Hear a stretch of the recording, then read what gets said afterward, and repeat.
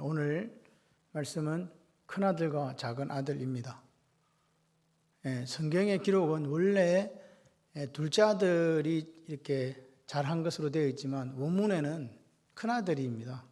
큰아들이 처음에는 아버지가 가라 했더니 안 가고 있다가 뉘우치고 갔고, 둘째 아들은 안 갔다고 되어 있는데 한글 성경에는 이제 큰아들이 간다 그래 놓고 안 가고, 작은아들이 안 간다 그래 놓고 뉘우쳐서 갔다, 이렇게 되어 있습니다.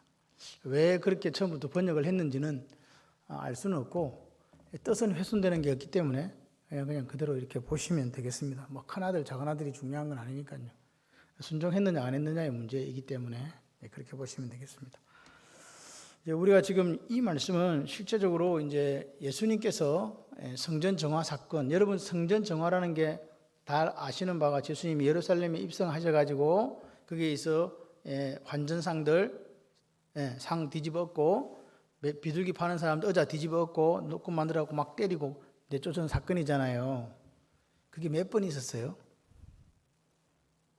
요 이야기를 하면 다 우리는 한 번이라고 이야기를 해요. 그래서 우리가 성경을 잘 보셔야 된다. 실제적으로 성전 정화 사건은 요한복음의 2장에 나타나요. 2장이 언제냐?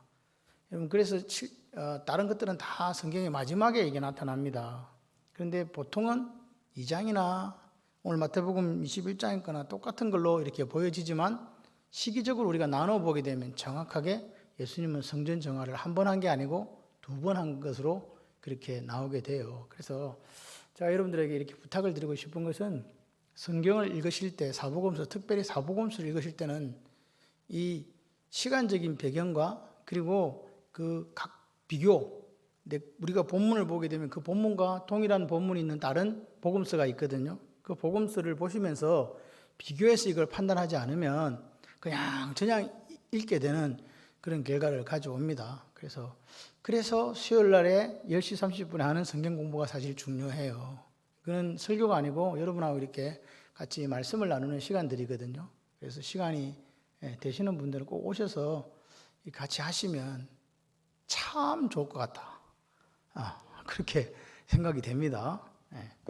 자, 그래서 오늘 이제 이 성전 정화 사건이 있고 난 다음 날의 이야기입니다. 이거 마태복음에 제가 왜 이렇게 됐는가를 설명해 드리려면 요것만 설명하는데 1시간이 되기 때문에 설명 못 드리겠고, 어쨌든 마지막 이제 예수님께서 호산나 그렇게 이렇게 사람들이 종려나무 흔들고 겉옷 깔고, 요 사건은 이건 대대적인 사건이잖아요. 예수님이 어디 가시기 때문에 십자가에 못 박히러 가시는 거기 때문에 이제는 뭐 다른 게 없어요. 직진, 이제 이렇게 보시면 되겠습니다. 그래서 이제 그러고 나서 이제 성전에 들어가서 사람들을 가르치시는데, 여기 여러분이 성전 정화를 했던 곳이 어디냐면 이방인의 뜰입니다. 성전의 구조를 살펴볼 것 같으면 여자가 들어가는 데가 있고 남자가 들어가는 데 있어요. 제사장만 들어가는 데가 있고, 그리고 누구는 못 들어가는데 이방인들은 뭐예요? 이방인들이 감히 어떻게 하나님의 성전에 와? 그래서 그래도 불쌍하니까 이방인들만 올 수 있는 장소를 하나 만들어 놨어요. 그게 뭐냐? 거기가 바로 이방인의 뜰이에요. 거기다가 뭘 설치했냐? 여기 보시면 제사장과 장로들이 뭐 해 먹으려고? 장사해 먹으려고 멀리서 사람들이 유월절을 지키러 오거나 절기를 지키러 올 때 원래는 자기들이 소도 끌고 오고 양도 끌고 이렇게 와야 되는데, 이게 이제 사람들이 가다 보니까 좀 게을러져. 그런데다가 더 중요한 것은, 그래서 성전에 가지고 갔는데 제사장이 보더니 이건 안 돼, 이렇게 해가지고 못 가지고 오게 하는 거예요. 어디서 갖고 왔는데 지금 저 집에서부터 지금 막 출발해가지고 지금 겨우겨우 들고 왔는데 이거 흠이 있다고 하나님께 못 바친다고 하니까 얼마나 마음이 무너져 내려앉겠어요. 방법이 있어. 어디? 이방인의 뜰에 가면 이따 살아. 그래가지고 사는 거예요. 그리고 또 이야기하는 거는, 이 사람들 통용되는 돈이 그 로마 황제가 그려진 돈들을 가지고 헌금할 수도 있잖아요. 근데 안 받아줘. 그럼 어떻게 해야 돼? 그러니까 돈 바꿔.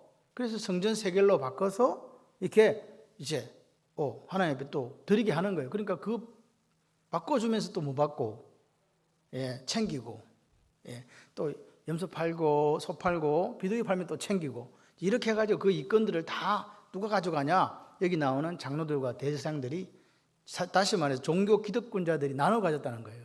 그런데 예수님이 와서 다 엎어버린 거죠. 왜? 네 집은 뭐가 기도하는 집이라? 만민이 기도하는 집을 강도의 소굴로 만들었어.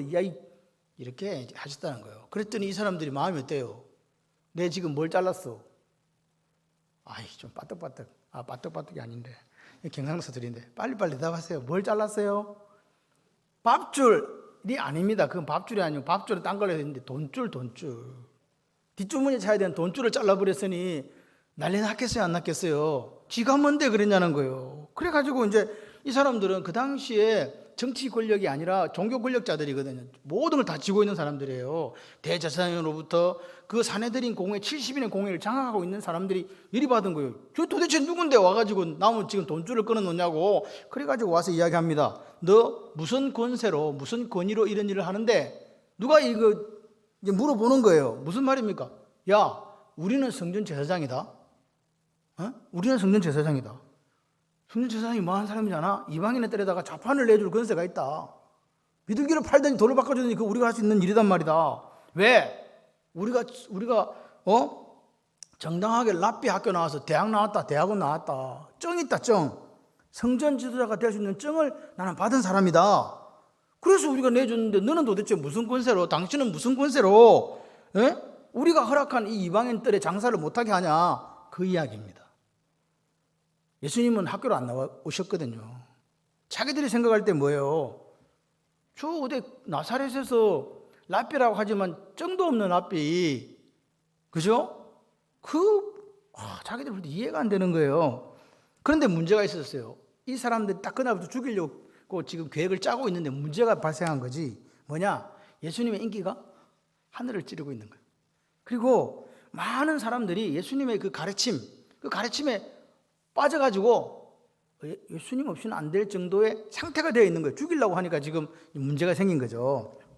그렇게 해서 이 사람들은 계속 지금 뭘 시도하겠어요? 예수님을 함정에 빠뜨리려고 하는 시도를 할 수밖에 없는 상황이잖아요. 그래서 이제 와서 묻는 거예요. 당신 무슨 권세로 그렇게 했어? 이렇게 묻는 거라고요. 그래서 예수님께서 내 권세 하늘로부터 왔다. 그럼 어떻게 됩니까? 아버지가 하늘 아버지 줬다 그러니까 이게 신성모독으로 걸 수가 있어요. 종교적으로. 또 한 가지로 내가 메시아적 권위를 가지고 내가 했다. 메시아라는 게 너희들이 그렇게 기다리던 메시아다. 이렇게 얘기하면 뭐예요?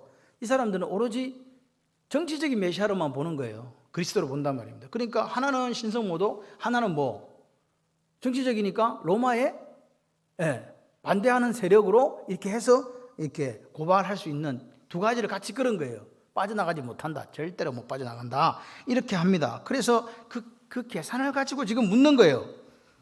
그러니까 보세요. 지금 이 예수님은 지금 현재 종교 기득권자들에게는, 즉 대제사장과 제사장, 장로들에게는 뭘로 보인다고요? 자기들이 볼 때는 듣도 보도 못한 사람이 와서 자기들이 못 살게 굴거든. 돈줄 다 잘라놓고. 문제는 보니까 백성들의 마음이 자기들에서 떠나고 자기들을 존경하는 그 마음이 다 가버리고 어디로, 누구에게로 지금 향하고 있다? 예수님에게로 향하고 있는 거예요. 그러니까 뭐가 상해요? 마음도 상하지만 또 상하는 게 있어.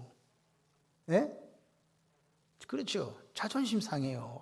자존심 상한다. 내가 그래도 지금 내가 지금 얼마나 많이 배웠는데, 이 배우려고 돈 얼마나 들었는데, 내가 이거 대제사장 되고 내가 이 사내들인 공회원 되려고 이 투자한 게 얼마인데 이게 지금 무슨 짓이야? 정면으로 자신들의 권위에 도전했다고, 권세에 도전했다라고 판단한 거예요. 그러니까 만약에 조금만 더 놔두면 자기들이 갖고 있는 모든 게 빼앗겨버리는 그런 위험한 걸 자기들이 직감한 거죠. 이렇게 살아가는 사람들이니까. 그렇죠? 그래서 가만히 보세요. 예수님이 태어났을 때 헤롯 대왕이 묻습니다. 유대인의 왕이 어디서 나? 그랬더니 서기관과 바리새인들이 와서 이야기해 주잖아요. 어디서 태어난다고? 베들레헴에서. 다시 말씀을 드리면 말씀에 있어서는 정통했다는 말입니다. 근데 뭐가 안 따랐다는 거예요 지금? 이 사람들의 문제가 뭡니까? 삶이 안 따르고 더 중요한 것은 하나님 아버지의 마음을 몰랐다는 거예요.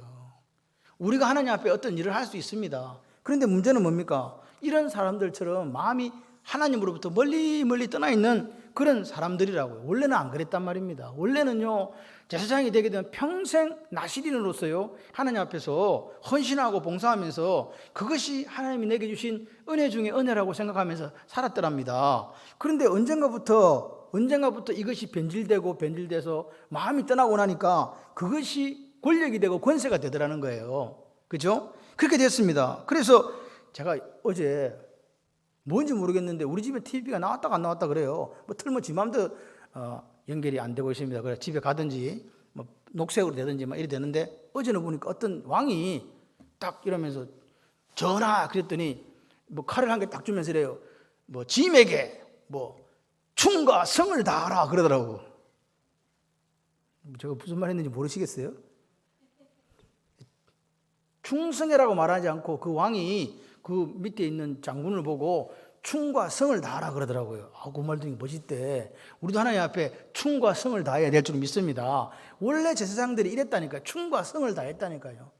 예? 마음을 다해서 말씀을 지켰다니까요. 내 마음 중심에 하나님을 모시고 하나님 없이는 살 수 없다고 그렇게 생각하며 살았던 사람들이 제사장과 대제사장이었단 말이에요. 평생을 죽을 때까지 하나님 앞에 헌신하면서 그것이 내 인생의 가장 큰 복이라고 생각하며 살았단 말입니다. 그런데 보세요. 예수님이 말씀대로 이 땅에 오셔서 알아. 안다니까요. 모르는 게 아니라니까. 베들레헴에 태어났고 그분이 메시아라는 걸 안다니까요. 그리고 그분이 말씀대로 인간의 몸을 입고 하나님으로서 이 땅에 오셔서 이 땅에 상하고 아파하고 눈물 나는 사람들의 그 상처를 싸매어주고 회복해가는 그 모습이 자기들한테는 뭘로 보였다고요? 기득권을 빼앗아가는, 자기들의 권세를 빼앗아가는 그런 것으로밖에 안 보였다 이 말입니다. 수준이 그 정도밖에 안 된 거예요. 그들이 고대하던 메시아는 그런 메시아가 아니었거든요. 그들이 고대하던 메시아는 힘이었어요. 힘 말을 타고 들어와서 로마와 대항해 싸우고 그들이 다윗의 영화를 재현해 줄 수 있는 그런 메시아를 기다렸더랍니다. 근데 그런 메시아가 아니고 나귀를 타고 들어오질 않나. 고난당하는 종, 그들의 머릿속하고는 전혀 다른 메시아인 거예요. 메시아는 메시아인데 싫어. 그런데 그렇게 되니까, 수준이 그러니까, 여러분 뭐 눈에는 뭐밖에 안 보인다고 그렇게 되니까 예수님이 자기들의 권세, 자기들의 권위에 도전하는 것으로밖에 보이지 않더라는 거예요. 근데 여러분 기억하셔야 돼요. 이게 오늘 여기 대제사장들과 장로들의 이야기냐, 이게 그 이야기냐, 우리도 그렇게 될 수 있다는 것을 겸손하게 인정하셔야 된다. 나도 그렇게 될 수 있다. 그래서 이 밤에 우리가 생각할 게 뭐냐면 같이 한번 해보시면 좋겠습니다. 깨어있음. 말씀 앞에서 서자. 깨어있으면서 말씀 앞에 서서 말씀의 거울 앞에서 우리를 한번 비춰보자고요. 나는 지금 여기 대제사장과 제사장과 장로들과 기득권자들하고 뭐가 다른가 한번 물어보세요. 내 자신을 들여다보면서 오늘 솔직하게 우리 자신을 한번 되돌아봤으면 좋겠습니다. 자, 그렇게 했더니 예수님께서 역으로 질문하는 거죠. 내가 한 말 물을게. 대답도 안 해주시고 뭐라고 물으냐? 요한의 세례가 하늘로부터냐? 사람에게로서부터냐? 이렇게 묻는 거예요. 왜 이렇게 물었냐? 여러분, 우리나라는 좀 이렇게 말해라 그럼 대답해야 되잖아요. 근데 이스라엘 사람들은 이런 질문하고 주고받고 하는 이 방식이 그 사람들이 하는 방식이에요. 질문을 했는데 우리가 볼 때는 동문서답하고 진짜 무슨 다른 대답 같지만 그 비슷한 걸 다시 물어보는 거라니까요. 자기들이 물어본 걸 당신이 이렇게 한 게 하늘로부터 온 권세냐 어디서 어떤 권세냐 그랬더니 예수님 다시 묻잖아요. 그럼 요한의 세례가 하늘로부터냐 사람으로부터냐 똑같은 말이잖아요. 이게 보니까 어떤 권세를 가지고 도대체 요한은 했냐고 너희들은 어떻게 생각하는데 거꾸로 답을 물어본 거예요. 왜냐하면 세례 요한이 뭐라고 이야기했냐니까 세례 요한은 정확하게 예수님에 대해서 이야기를 했어요. 뭐라고요? 저분이 세상 죄를 지고 가는 요한복음 1장 29절에 보니까 하나님의 어린 양이다. 메시아다. 그러면 당신이 누구요? 당신 선지자요? 당신은 당신이 메시아요? 아닌데 그럼 당신 누군데요? 나는 광야에 외치는 소리 좀 있으면 없어진다. 나는 저분의 그 신발끈을 풀기도 감당할 수 없는 그런 부족한 사람이에요 라고 세례 요한이 이야기했단 말입니다. 그런데 사람들은 어떻게 생각했다고요? 세례 요한에 대해서 그가 회개하라 천국이 가까워왔는지라 그렇게 했더니 그 말을 듣고 온 유대 사방에서 몰려나와갖고 회개하고 자복하고 세례를 받았지 않습니까? 그만큼 사람들은 세례 요한을 어떻게 생각한다고요? 마지막 선지자로 생각한다고요. 실제적으로 메시아로 생각할 정도로 위대한 사람이라고 생각한 거예요. 지금 이제 대제사장하고 장로들이 지금 곤란하게 된 거예요. 이거 영향력이 저리 큰데 어떻게 하지? 그리고 이 사람들이 자기들 핸디캡이 뭐냐니까 헤롯 안디바가 요한을 투옥해서 아무 이유도 죄 없는 사람을 잡아다 가다 놓고 죽였잖아요. 그러면 그 당시에 종교 지도자들이 일어나야 되잖아요. 이 뭔 일이냐고. 어떻게 이렇게 무고한 사람을, 두 사람이 잘못한 게 뭐가 있냐고. 광야에 살았는데 메뚜기 석청 먹고 말이지 낙타 틀어듣고 살고 아무것도 안 했는데 왜 죽이냐고 막 완전히 난리해야 되잖아요. 했다 안 했다? 모르는 척 했어요. 왜 그랬을까요? 왜 모르는 척 했을까요? 자기들이 뭘 사수하려고? 헤롯에게 안 좋은 모습 보이면 내 자리 뺏기잖아요. 밖으로 날아가잖아요. 그러니까 말 안 한 거예요. 그러니까 보세요. 하늘로부터 사람으로부터냐 하니까 하나님으로도 왔다 그러면 너희들 왜 안 믿었는데 그러면? 그러니까 너희들을 보고 이놈아 독사의 자식들이라고 한 거 아니에요. 그렇게 이야기할 거 아니에요. 왜 회개하지 않았냐고. 회개하라고 했는데 왜 회개 안 했냐고. 회개 안 했냐고. 자복하고 회개했는데 왜 안 했냐고 이렇게 물을 거란 말이에요.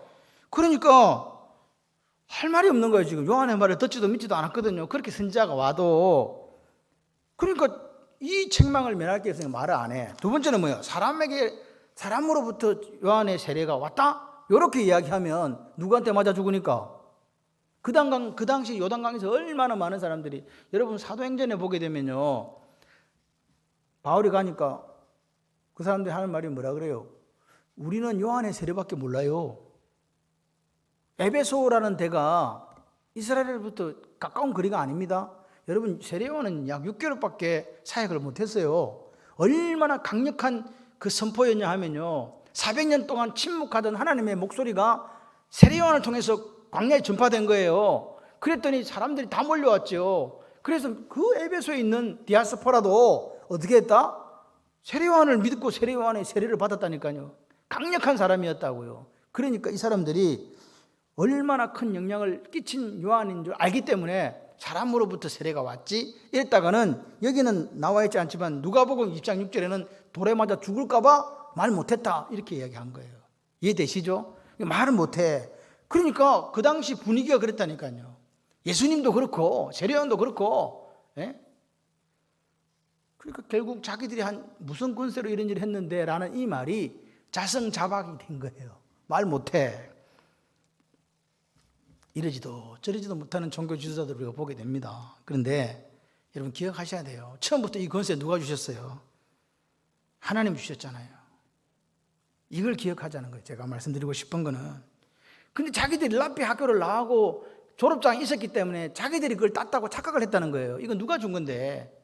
하나님께 주신 거라고요. 그러면서 그런 착각에 빠져 있으니까 예수님이 하는 일이 자기들의 권세의 도전이라고 봤다는 거예요. 얼마나 영적으로 타락하고 썩어 자빠졌으면 이렇게 됐겠냐 이 말입니다. 그러니까 예수님을 갖다가 올무에 묶어가지고 어떻게 하려고 했는데 오히려 예수님이 동일한 질문을 되물어봄으로써 자신들의 속내만 드러나고 겉으로는 좀 그래도 체면에 있는 것처럼 점잖은 것처럼 보이는데 속내가 완전히 드러나 버린 그런 지경이 된 거죠. 그래서 뭐라고 얘기하면 몰라 이렇게 이야기하는 거예요. 모르겠는데 이렇게 한 거란 말입니다. 여러분 보세요. 본질, 하나님 말씀에서 떠난 종교가 가는 게 이런 거예요. 우리가 하나님 앞에서 깨어있지 못하고 말씀 앞에서 우리 삶을 되돌아보지 못하면 이렇게 될 수도 있는 거죠. 우리가 신앙생활을 해요. 지금요 우리가 한 1년 가까이 코로나 때문에 예배를 못 드리고 이랬더니 사람들에게 어떤 면죄부를 존재 아십니까? 교인들에게 예배 안 드려도 된다는 면죄부를 준 거예요. 이거 우리 하나님 앞에 가서 회개해야 됩니다. 교인들이 뭐라고 이야기하냐니까 난 예수를 믿지 않는 건 아니에요. 그런데 코로나가 와서 교회를 안 간 것뿐이지. 근데 사실 교회 안 가. 아무것도 안 해. 그런데 자기는 그렇게 면죄부를 줘라느니 그렇게 이야기하고 있는 거죠. 지금 우리 이 바이러스가 끝나면요 1000만의 교회는요, 제가 볼 때 1000만의 교회라고 1000만의 성도라고 한다면 30% 이상 회복하지 못합니다. 못합니다. 지금 우리 교회도 다른 교회도 이렇게 보게 되면 믿음이 연약한 분들은 아예 안 나오잖아요. 또 연세가 드셔서 몸이 안 좋은 분 아예 안 나오잖아요. 또 회사에서 동태 파악하고 월요일마다 와가지고 물어보고 교회 가지 말라고 해가지고 못 나오는 사람 또 있잖아요. 아닙니까?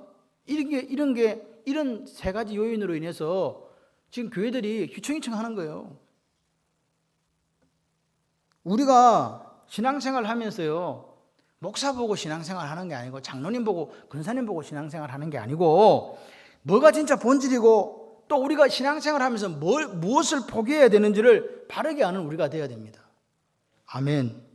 여러분 보세요. 오늘 기득권자들 한번 보세요. 잘못된 권세, 잘못된 명예, 잘못된 욕망에 빠지니까 이런 부작용이 일어나는 거예요. 마치 자기 것인 것처럼 이거 하나님이 주신 건데 충하고 성하라고 준 건데 이렇게 한다 이 말입니다. 여러분 오늘 우리가 어떤 일을 합니다. 교회에서 여러 가지 일들을 합니다. 근데요 중요한 거는 뭐냐? 그 동기가 어디에서 출발했는가? 어디에서 출발했는가? 같이 한번 해보실래요? 하나님이 원하시는 일입니까? 내 육체가 간절히 원하는 일입니까? 우리는 구분해야 됩니다. 여러분 내 육체라는 것은 우리 죄의 본성을 가진 육체를 이야기하거든요. 그거 하는 거라면 우리는 끊어야 돼요. 교회에서. 왜? 정말 살려고 하면요. 여러분이 정말로 살려고 하시면 끊어내야 돼요. 그거 안 되면 안 됩니다. 진짜 아버지가 원하시는 일이라면 우리는 목숨을 걸어야 돼요. 이 시대에 하나님께서 진정한 예배자를 찾으신다고 한다면 우리가 거기에 아멘하고 가는 거예요. 그게 그렇게 하기 때문에 나한테 무슨 이익이 있다 이런 게 아니라 그저 아버지가 원하시니까 그냥 그렇게 가는 거예요. 하나님은요 우리에게 무조건적으로 뭐 대가를 바라고 오라고 한 적이 없어요. 그냥 우리가 하나님 사랑하면 우리가 하나님을 사랑하면 하나님 우리를 사랑하세요. 원래부터 사랑하셨으니까. 여러분 아버지는요 육신의 아버지도 그렇잖아요. 자녀가 뭘 해줘서 해주는 거 아니잖아요. 육신의 부모가 자녀가 부모에게 뭘 해줬기 때문에 뭘 해준다 그런 부모 없어요. 아무것도 자식이 안 해줘도 부모는 자기 살까지 잘라주잖아요. 우리 하나님 아버지가 그런 분이라니까요. 우리가 하나님을 그냥 사랑하게만 하시면 나머지는 우리 아버지 육신의 아버지도 못 해주는 거 하늘 아버지께서 알아서 해주십니다. 그걸 믿는 저와 여러분이 되기를 소원해요. 우리가 동기를 점검하는데 우리가 어떤 일을 하는데 동기를 점검하는데 최선을 다했으면 좋겠어요. 이거 사실 이거 분별이 안 될 때도 있습니다. 그렇기 때문에 더 말씀 보고 더 하나님 앞에 그렇게 살아가셨으면 좋겠어요. 그렇게 하지 않으면 우리도 여기 나오는 사내들인 공회원들 종교 지도자들처럼 그렇게 행동할 가능성이 얼마든지 있다. 왜냐하면 우리도 뭘 가지고 있기 때문에 죄성을 가지고 있기 때문에 그렇단 말입니다. 인정할 걸 인정하면서 신앙생활 하셔야 돼요. 여러분 오늘 우리가 날마다 뭘 힘써야 되느냐? 내가 가는 이 길이 걷는 이 길이 주님 보시기에 너 참 잘하고 있다. 그런 길이 되시기를 바랍니다. 그걸 점검해야 돼요. 아멘. 욕심에 사로잡혀가지고 골로새서 3장 5절에 탐심은 우상 숭배라고 그랬는데 욕심에 사로잡혀가지고 하면 안 되는 일 하면서도 이거 하나님 일이라고 궤변을 늘어놓는 그런 거 하면 안 된다 그 말입니다. 하나님은 속지 않습니다. 사실 내 마음도 알아요. 이거 하면 안 되는 거. 근데 뭐 때문에? 욕심 때문에. 욕심 때문에 하고 있잖아요. 남들은 몰라도 자기는 알아요. 양심에 벌써 빨간불이 들어오거든요. 근데 그것도 안 들어와? 그럼 이미 그 사람은 화인 맞은 사람이고 그러면 불치병이에요. 불치병. 오늘 이거 보십시오. 두 아들의 비유를 보세요. 주님이 그래서 그러나 나도 말 안 해줘. 그렇게 하시면서 주님이 이 지금 포도원에 일하러 간 아들 이야기를 하는 거죠. 큰아들 작은아들 너희들 생각은 어때? 그러면서 누가 아버지의 뜻대로 했지? 라는 질문과 답입니다. 보세요. 포도원에 가서 일하라 그랬어요. 포도원이 어디냐고 자꾸 묻지 마세요. 포도원은 포도원이겠지 뭐. 이건 여러 가지 해석을 할 수 있습니다. 그러나 그것 갖고 지금 이야기하는 게 아니라 더 중요한 거는 큰아들과 작은아들의 아버지의 말씀에 대한 태도에 있는 거예요. 뭐에 있다? 태도. 어떻게 했냐? 큰아들은 뭐라 그랬으면 여기 우리가 성경대로 봅시다. 예, 알겠습니다. 하고 갔다 안 갔다? 안 갔죠.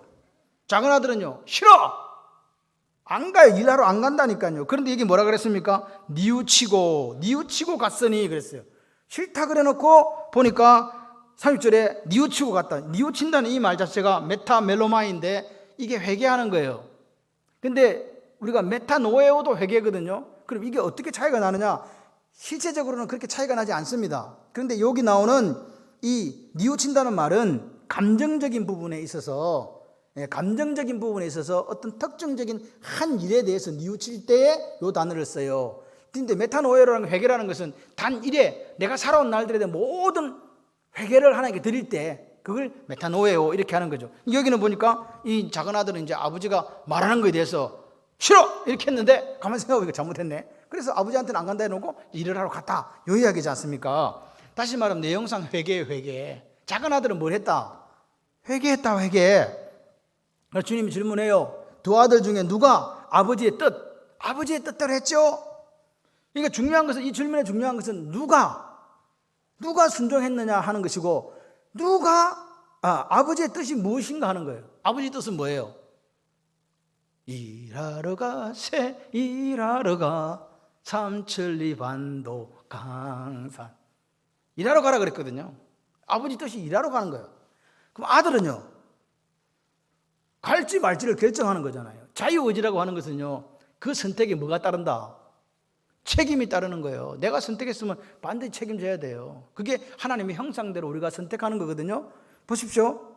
큰아들도 아버지 뜻을 알았을까요? 몰랐을까요? 일하러 가라는 거 알았잖아요. 근데 안 가. 순종하는 척 했지만 아버지 안 보니까 불순종했잖아요. 작은 아들은요, 처음에는 일하러 가기 싫은데 그랬지만 뉘우치고 회개하고 순종의 길을 걸어갔다고요. 그래서 다른 사람들, 사내들인 공회원, 제자들, 거기 모인 사람들 누가 아버지의 뜻대로 했지? 그렇게 했더니 뭐라고요? 다들 이구동성으로 작은 아들이요, 둘째 아들이요. 그러니까 예수님께서 그 비유의 의미를 지금 가르치세요. 세리와 창기들이 너희보다 먼저 하나님 나라에 들어가리라.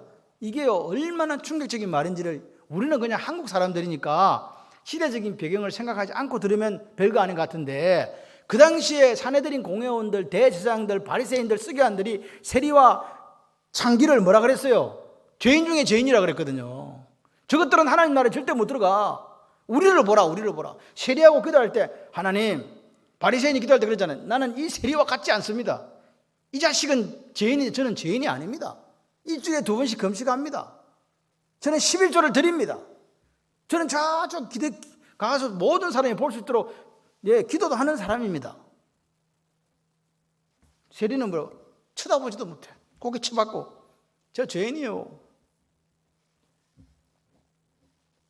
이야기합니다. 둘째 아들하고 같은 사람은 창기와 세리고, 첫째 아들하고 같은 건 니디.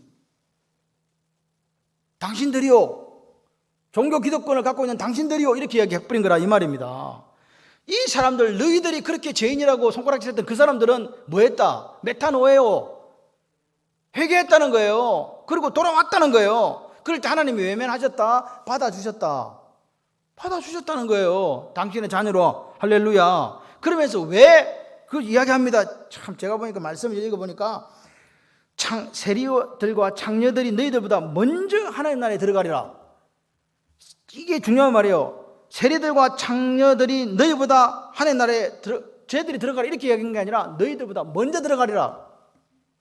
가능성을 남겨두셨다고요. 너희들 지금은 어떻기 때문에 내가 너희들 하는 꼴을 보니까 절대로 천국에 못 간다. 그런데 뭐 하면 회개하고 돌이키면 천국 백성 될 가능성은 있다. 그렇게 이야기하는 거죠. 희망이 사라진 건 아니에요. 희망을 줬어요, 예수님께서. 그런데 너희들이 적어도 세리와 창기들이 들어가는 그 하나님 나라 백성이 되려고 하면 너희들이 지금 방금 말했던 그 권세, 그거 내려놔라는 거예요. 그거 아니다는 거예요. 그거 내려놓고 하나님 앞에 회개하고 돌이키라. 이런 회개라는 게 뭡니까? 메타노에라는 게 뭡니까? 이렇게 가면 180도로 방향을 꺾어서 돌아오는 거예요. 이게 뭐예요? 삶의 변화를 가져오는 게 회개예요. 말만 잘못했습니다. 회개했습니다. 앞으로 그래 살지 않겠습니다. 이건 립싱크예요. 뭐라고요? 회개했으면 돌아오는 거예요. 도둑질해서 도둑질 딱 끊고, 도둑질 하지 않는 거, 거짓말했으면 거짓말 딱 끊고 거짓말하지 않는 거, 삶을 바꾸는 거란 말입니다. 그렇게 돌아온다. 그러면 너희들도 천국에 들어갈 가능성이 있다. 같이 해보실래요? 은혜만이 하나님의 백성이 되는 유일한 길입니다. 하나님의 은혜로 우리가 사는 거예요. 할렐루야. 그런데 보세요. 이 사람들은 여전히 기득권자로 남기를 원했단 말이에요. 자신들이 가지고 있는 이거를 손에서 못 놨다는 거예요. 저렇게 경멸하고 저렇게 무시하고 죄인 중에 죄인이라고 말했던 세리와 장기들이 하늘을 가버리고 정작 그들이 그런 나라에 들어갈 수 있도록 가르치는 선생들이었단 말이에요. 못 가. 이게 이 문제를 이야기하는 거예요. 너희들은 큰아들이다. 못 간다. 정작 그 나라를 설교하고 가르쳤던 너희들은 그 하나님 나라와 상관이 없구나. 오늘 제 모습을 제가 한번 다시 되돌아보는 거예요. 매일 말씀을 가르치는 너는 세리와 창기들보다 낫나? 우리가 예수를 믿었다니까요. 하나님이 원하시는 그리스도인이 도대체 누구냐고요. 21세기를 살아가고 코로나를 겪으면서 우리가 지금 알곡과 쭉쭉이가 나누고 있는 이 시대를 우리가 지금 살아가고 있는데 과연 여러분은 도대체 어디에 속합니까? 그리고 저는 목사로서 도대체 어디에 속한단 말입니까? 여러분, 하나님이 원하시는 그리스도인이 순종하는 것처럼 보이는 그리스도인입니까? 순종하는 그리스도인입니까? 예? 순종하는 거죠. 뭐 물어보면 바보지. 그런데 여러분, 처음에는 하나님 앞에서 예 하겠습니다 해놓고 돌아서서는 딴짓하고 있는 거예요. 세상 정신에 충만해가지고 더 높아지고 싶고 이름 내고 싶고 힘을 기르고 싶고 하늘 창고가 아니라 땅의 창고에 계속적으로 쌓고 있는 거 하나님 원하시지 않는다 그 말입니다. 이런 사람들은 회개하고 돌이키지 않는 한 여기 종교 지도자들처럼 천국 백성 될 수 있다 없다? 없다라고 이야기하는 거예요. 아멘이세요? 안 된다는 거예요. 우리한테 한번 비교해 보세요. 적용해 보세요. 우리도 신앙생활 하다 보니까 어떻게 중직이 된 거예요. 목사가 되었는데 어떻게 목사가 됐어. 그런데 중요한 게 빠진 게 하나 있네.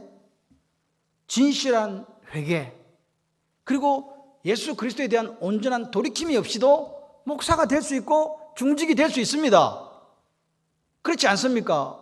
우리가 사람들이 내 마음 중심을 보는 거 아니기 때문에 쉽게 말해서 쇼할 수 있거든요. 얼마든지 가능합니다.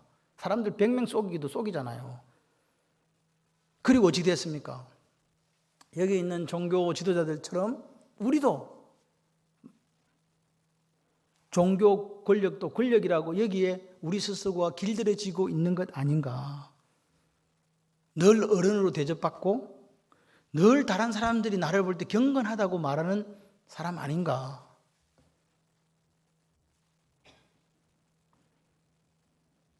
근데 성경은 이야기해요. 그런 사람, 오늘 나오는 장로들, 대제사장들, 서기관과 바리새인과 같은 사람들이다. 여러분, 오늘 우리 한국교회를 한번 보세요. 우리 혹시 우리가 스스로 기득권자가 되어서 하나님이 원하시는 거 하지 못하고 있는 거 아닌가? 내 교회는 괜찮으니까 조그마한 교회들, 그런 교회들이 무너지든 말든 돌아보지 않는 그런 모습이 혹시 우리에게 있는 거 아닌가? 저는 우리 교회가 큰 교회라고 이야기해서 말씀드리는 거 아닙니다. 오늘 우리가 혹시 종교 기득권자가 되어 있는 거 아닌가? 한번 우리가 점검해 보셔야 될 것 같아요. 우리는 혹시 큰아들이 아닌가? 그렇게 점검해 봐야 됩니다. 오늘 우리가 이 바리새인과 서기관 그리고 대제사장과 장로들처럼 한 번도 주님이 무엇을 원하시는가를 생각해 본 적이 없는 사람들이라면 목사를 해서 뭐하고 장로를 해서 뭐하고 권사를 해서 도대체 뭐합니까? 세리와 창기가 들어가는 그날에 우리는 들어가지도 못하는데 그렇지 않습니까? 여러분, 교회 안에서 없는 사람이거나 많이 배우지 못하거나 몸이 성치 못한 사람들을 혹시 무시한 거 우리 아닙니까? 그리고 교회를 우리가 아름답게 포장한다고 하면서 자기 소견에 옳은 대로 세상 정신에 충만한 교회로 만들어가고 있으면서 우리 교회는 좋은 교회라고 혹시 거짓말하고 있는 거 아니냐 그 말입니다. 이런 사람들을 주님 뭐라고 이야기했냐? 말씀을 받아들이지 않는 사람들이라고 이야기하는 거죠. 이런 사람들이 뭐라고요? 세리와 창기들이 들어가는 그 나라 갈 수 없는 사람들이고 큰 아들이라고 이야기하시는 겁니다. 여러분, 이 세리와 창기들은요 어떻습니까? 매국노였고 몸을 팔 수밖에 없는 그 처참한 현실 속에 살아간 여인들이었습니다. 근데 그들이 잘못 살았을 수도 있고 죄에 빠져 방황했을 수도 있고 한때 용서받지 못할 죄를 지었을 수도 있으나 그들은요 하나님 앞에 나와서 진심으로 회개하고 하나님 나라 백성이 된 줄 믿습니다. 하나님은 신분 귀천을 따지시는 분이 아니잖아요. 껍데기만 있는 경건의 모양이 아니라 내 마음으로부터 내 지은 죄에 대한 고통, 그리고 주님께로 나와서 회개하고 돌아온 사람들, 과거의 내 모습을, 죄된 내 모습을 버리려고 처절하게 몸부림치고 말씀 앞에 싸움하는 사람들, 그리고 그렇게 넘어지고 쓰러지는 모습이 너무 힘들어서 아버지 앞에 무릎 꿇고 기도하는 사람들, 그 사람들을 하나님이 원하시는 줄 믿습니다. 이 시대가 어떤 시대인가? 이 시대는요, 우리가 쉽게 말하면 돈으로서 무엇이든 살 수 있는 시대를 우리가 지금 살고 있지 않습니까? 만몬이 얼마나 위대한 지대한 영향을 우리에게 끼치는 우리가 압니다. 그럼에도 불구하고 우리는 하나님의 마음을 읽을 수 있는 우리가 되기를 원해요.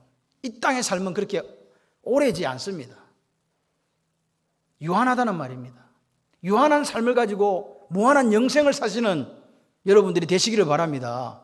근데 이때까지 헛짓거리 하고 있어. 진정한 회개도 없고 진정한 돌이킴도 없고 매일매일 깨어서 하나님 앞에 말씀 앞에 서 있는 모습도 없이 내가 목사이기 때문에 나는 당연히 천국 가면 높은 자리에 앉을 것이다, 12 보좌에 앉아 12지파를 심판할 것이다 생각하는 그 어리석음을 버려야 된다, 그 말입니다. 기득권 없습니다. 신실한 그리스도인으로 산다, 이게 뭘까? 본성, 우리 재성, 그리고 육체가 원하는 것을 하고 싶어 하는 것을 절제하는 거예요. 하고 싶어 하는 마음 생긴다니까요. 오늘 원래 제가 이게 뭘 먹으면 안 되잖아요. 수치 올라간다고. 근데 배가 너무 고픈 거야. 말씀 준비하다가 사모가 없는 틈을 타서 맛동산을 다 먹어버렸지. 얼마나 혼이 났는지 재봤더니 200 몇십이 나오더라고요. 절제해야 되는데, 돌아올 때까지 기다리고 밥 주는데 그 시간을 못 기다려가지고 내가 생각해도 근데 별로 먹지도 않았는데 그렇게 올라가더라고요. 그래서 봉투를 들고 왔어요. 사모들 칼로리 980 몇 칼로리 딱 적어놨더라고요. 이 봉투에 그 맛동산 봉투에 적혀 있어요. 1000칼로리 정도 된다는 거예요. 내가 쇠가 빠지기 그러면 몇 칼로리 떨어진 줄 아세요? 아, 너무 서럽다. 내가 이렇게 그런 거 한순간에 지금 다 날아갔다. 그것도 몇 개 집어먹고 지금 혼나고 올라가고. 여러분, 오늘 우리가 하나님이 우리를 보고 계신다는 걸 아세요? 사람들 앞에 우리가 어떻게 비춰지는가도 중요합니다. 솔직히 사람답게 살아야 되니까. 근데 그보다 더 중요한 건 하나님 앞에서 비춰지는 우리 모습이 아니겠습니까? 여러분, 오늘 우리가 남의 눈치를 안 본다는 거는요, 이거 정말 심각합니다. 내가 돈 벌었으니까, 진짜 우리가 한번 생각을 해보세요. 내가 정말 그리스도인이야. 그러면요, 내가 노력하고 사실 애써서 힘써서 돈을 벌었어요. 그러니까 내가 돈 벌었으니까 내가 좋은 차 내가 알아 타는데 왜? 내가 벌었으니까 내가 좋은 옷 입고 내가 하는데 라고 생각하면요, 좋은 그리스도인의 자세가 아니에요. 내가 벌었으니까 그렇게 한다고 내 마음대로 한다, 이거는 좋은 그리스도인 자세가 아니라고요. 우리가 어떤 일을 할 때마다 하나님이 과연 이거 기뻐하실까? 하나님 과연 기뻐하실까? 이거 진짜 야, 너 참 잘했어, 그렇게 하실까? 라는 부분에 물어봐야 돼요. 물어보시고 괜찮다, 잘했다, 그래 이렇게 하실 때 무엇이든지 하실 수 있는 그 영성이 있었으면 좋겠습니다. 여러분, 하나님의 교회는 우리가 이렇게 하나님의 교회는 세리들과 장기들의 교회예요. 그러면 그런 사람은 와야 된단 말이냐? 그 말이 아닙니다. 그 사람이 목사든 장로든 갑부든 고위직 공무원이건 회사 사장이건 상관없이 죄를 아파하고 회개하고 그런 죄의 생활에서 떠나서 거룩한 사람들의 삶을 살아가는 사람들의 교회가 되어야 된다는 그 말입니다. 세리들과 장기들의 교회라는 게 이해되십니까? 여러분, 오늘 우리는 우리 교회를 어떻게 갖고 갈 것인가에 책임을 지는 사람들이에요. 아멘. 그러니까 내 한 사람의 삶이 즉 교회를 드러내요. 왜? 내가 무형의 성전이니까 하나님의 교회를 드러낼 수밖에 없어요. 근데 어디 가서 당신 어디 다녀? 창원 반림교회 다니는데. 그런데 그 사람 때문에 그렇지. 그 교회는 말씀이 살아있지. 그 교회에서 예수 사랑이 살아있어. 교회 같으면 그런 교회가 돼야 돼. 이렇게 해야 되는데 너를 보니까 아닌 것 같다고. 그리고 또 이런 경우 있어요. 너 때문에 창원 반림 욕 들어먹는다 인간아. 그렇게 살지 마. 이렇게 들을 수도 있어요. 여러분 이게 두 개가 같이 가는 거라니까요. 무형의 교회와 유형의 교회가 함께 가는 거 손잡고 할렐루야. 좋은 교회 만들어 봅시다. 하나님께서 원하시는 교회를 언제 만드냐? 지금 만드는 거예요. 나중에 아니고 지금. 여러분 오늘 우리가 교회가 이렇게 소리를 내야 될 때 소리 내야 돼요. 종교 기득권자들이 내가 가진 것이 내 것이라고 착각하면서 광야의 소리가 되지 않으면요 언젠가 돌아서서 후회하고 땅을 칠 날이 온다고요. 되돌릴 수도 없는. 그래서 오늘 우리가 이 밤에 다시 한번 점검해 보세요. 우리도 혹시 종교 지도자, 이 당시에 종교 지도자들, 종교 기득권자들처럼 변해가고 있는 거 아닌가 점검하셔야 됩니다. 그래서 만약에 그렇다면 회개하고 돌아와야 되고, 그렇지 않고 우리는 신실하게 지금 춤과 성을 하나님께 다하고 있다면 계속 그 길을 가야 됩니다. 그죠? 비법이 뭐냐? 비법이 있어요. 이렇게 사는 비법이 있어. 뭐냐? 매일같이 말씀 앞에 깨어 있는 거예요. 저는요 목사로서 여러분에게 이야기해요. 매일같이 새벽을 깨어야 된다고 생각해요. 이런 이야기 하니까 우리가 등록을 하다 가버렸어. 10번의 예배를 드려야 된다 했더니 갔다니까요. 말귀를 못 알아들어. 그런데 여러분, 저는 목사로서요, 그게 자기 10번을 못 나온다 할지라도 그 마음 갖고 살면서 살아줘야 삽니다. 아멘이십니까? 못 나오는 게 아픈데 어떻게 나와? 바빠가지고 못 나올 수도 있어요. 그렇지만 마음속에는 내가 하나님 나라를 위해서 매일 말씀 앞에 깨어 있고 매일 내가 기도를 드리는, 새벽 기도를 드리는 그런 삶을 살게 하는 다짐 정도는 있어야 되지 않습니까? 그죠? 그렇게 하고 자기를 부인하고 자기 십자가를 지는 거예요. 내 이름 석자 없다. 나는 십자가 예수 한 개 못 박혔다. 이제 나는 예수를 위해 산다. 그 정도의 각오는 있어야 되지 않겠습니까? 각오도 없이 어떻게 사냐고요. 흘러가는 물이 그냥 물 흘러가는 대로 떠내려 가버리는 그런 삶을 살아서는 안 됩니다. 왜? 이 시대가 이렇게 중요한 시대입니다. 하나님은 오늘 우리에게 자기 십자가를 지라 그랬어요. 여러분의 십자가는 무엇입니까? 예수 그리스도를 위해 지는 십자가. 내 삶의 십자가도 있는데 하나님이 나를 위한 십자가도 같이 좀 더 달라고 말씀하시지 않습니까? 그런데 그 십자가, 그 짐은 무겁다고 말씀하지 않습니다. 가볍다고 말씀하세요. 알고 보니까 제가 이렇게 봤어요. 우리가 힘들고 어려울 때 그 힘든 십자가를 지고 있는 주님이 나를 업고 가시더라고요. 주님이 우리를 지키시고 보호하십니다. 여러분, 저는요, 우리 교회가 큰아들처럼 변해갈까? 또 제가 큰아들처럼 변할까? 우리 장로님들이 큰아들처럼 변할까? 안수지사님들이 큰아들처럼 변할까? 권사님들이 큰아들처럼 변할까? 마음이 아파요. 그렇게 변해가지 않으려면 오늘 어떻게 하자고요? 끊임없이 말씀에 따라 순종하면서 오늘 비록 내가 조금 부족하지만 그 말씀의 사람이 되기 위해서, 말씀과 기도로 그렇게 지기 위해서 몸부림치는 여러분이 될 때 오늘 주님이 다시 오셔서 우리를 보고 뭐라고요? 너희들이 세리들과 창기들의 그 나라, 그 교회를 이렇게 만들고 지켜줬구나. 고맙다라고 칭찬받는 저와 여러분들 되시기를 주님의 이름으로 축원합니다.